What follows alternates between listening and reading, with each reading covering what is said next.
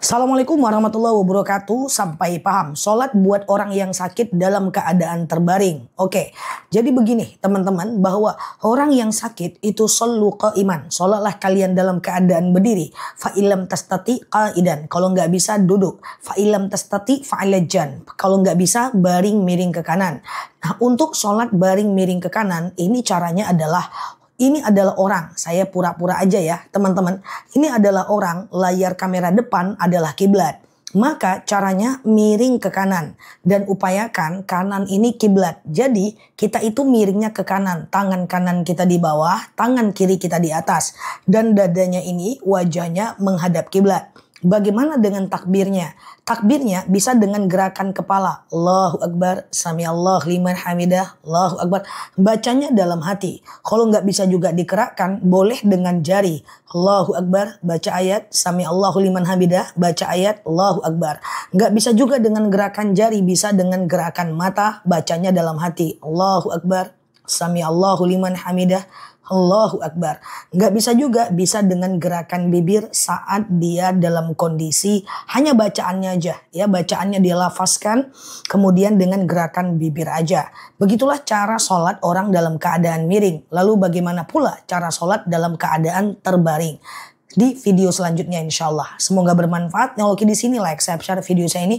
Follow kanal saya ini. Hadir di live ceramah dan tanya jawab bareng aku dan sampai paham. Assalamualaikum warahmatullahi wabarakatuh. Assalamualaikum warahmatullahi wabarakatuh. Sampai paham. Apakah kalau ibu kita sakit, kita boleh dan wajib menggantikan sholatnya? Oke. Teman-teman, kalau orang sakit tidak bisa kita kodokan sholatnya. Nggak bisa. Karena kodo sholat untuk orang lain nggak bisa. Jadi kalau sakit itu mesti pakai sunnah yang lain. Shollu qa'iman. Sholatlah dalam keadaan berdiri. Fa'ilam tastati faqa'idan. Kalau nggak bisa ya duduk. Fa'ilam tastati fa'alajam. Kalau nggak bisa baring miring ke kanan. Fa'ilam tastati famustalkian. Kalau nggak bisa ya telentang. Jadi kalau orang sakit tetap wajib sholat walaupun cuman dengan gerakan mata takbirnya dan membacanya dalam hati, serta gerakan bibir takbirnya dan membacanya dalam hati, atau takbirnya dengan gerakan jari dan membacanya di dalam hati. Begitulah cara agar kita itu bisa maksimal dalam sholat. Jadi tidak ada qadha untuk orang lain ya, untuk bab sholat. Semoga bermanfaat dan semoga Allah sembuhkan yang sakit, sehat selalu di sana. Lalu di sini like, share video saya ini, follow kanal saya ini, hadir di live ceramah dan tanya jawabnya aku dan sampai paham. Assalamualaikum warahmatullahi wabarakatuh. Assalamualaikum warahmatullahi wabarakatuh. Sampai paham. Kalau mimpi buruk bangun tidur itu ucapkan a'udzubillahi minasyaitonirrajim. Menghadap ke kiri meludah 3 kali sebagai isyarat aja. Puah puah puah, isyarat aja. Lalu kemudian bangun, baca doa bangun tidur. Jangan ceritakan mimpi buruk kepada orang lain. Mimpi buruk kita udah berlindung kepada Allah. A'udzubillahi minasyaitonirrajim. Menghadap ke kiri meludah 3 kali. Bangun, jangan ceritakan mimpi buruk kepada orang lain. Toh kita udah berusaha untuk berlindung kepada Allah. Nggak ada gunanya ceritakan mimpi buruk kepada orang. Nanti jadi ditakut-takuti, bikin risau, hari-harinya nggak fokus, kerjanya nggak fokus, ibadahnya nggak maksimal. Udah cepet-cepet move on aja kalau kita mimpi buruk ya. Toh juga sunnahnya mimpi buruk nggak boleh diceritakan. Nah, semoga bermanfaat teman-teman semuanya. Yang baru mampir boleh follow kanal ini, like, share video saya ini, hadir di ceramah live dan tanya jawab bareng aku dan sehat selalu di sana. Lalu di sini sampai paham. Assalamualaikum warahmatullahi wabarakatuh. Assalamualaikum warahmatullahi wabarakatuh. Sampai paham. Kalau lagi sedih jangan lupa baca hasbunallah ni'mal wakil ni'mal maula wa ni'man nasir. Hasbunallah ni'mal wakil ni'mal maula wa ni'man nasir. Hasbunallah ni'mal wakil ni'mal maula wa ni'man nasir. Itu dibaca saat kita dalam keadaan sedih biar sedihnya itu berkurang. Lalu kemudian ketika kita sedih fokus kepada solusi. Jangan berlarut dalam kesedihan.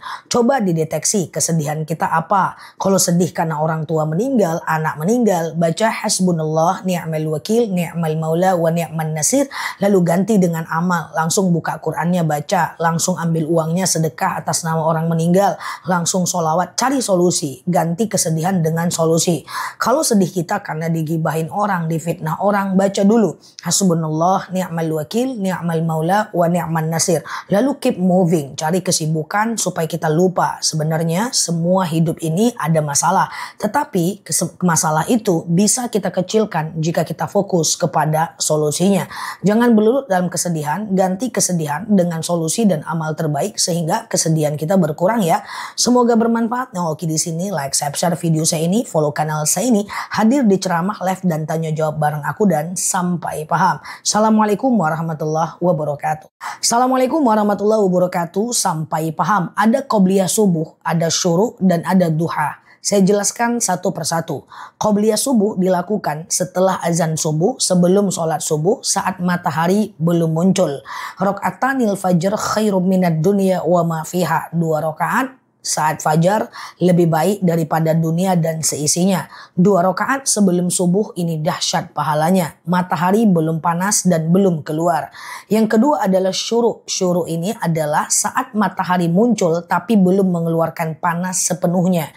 Itu adalah 1,5 jam atau 1 jam 20 menit daripada azan subuh. Sengaja aku sholat sunat syuruk 2 rakaat sunnah atasku karena Allah.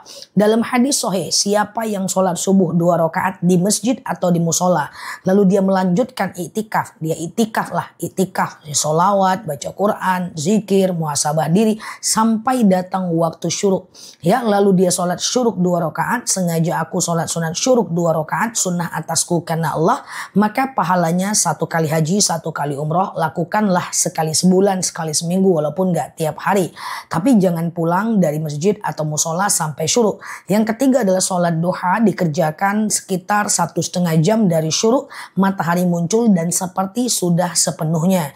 Duha minimal 2 rakaat, maksimal 12 rakaat. Kalau mau 12 rakaat ya duanya 6 kali. Kalau mau 4 rakaat ya duanya 2 kali. Berarti dipecah aja per 2 rakaat. Semoga bermanfaat ya. Yang lalu di sini like, share video saya ini, follow kanal saya ini, hadir di live ceramah dan tanya jawab bareng aku dan sehat selalu di sana sampai paham. Semoga betah belajar di akun ini. Assalamualaikum warahmatullahi wabarakatuh.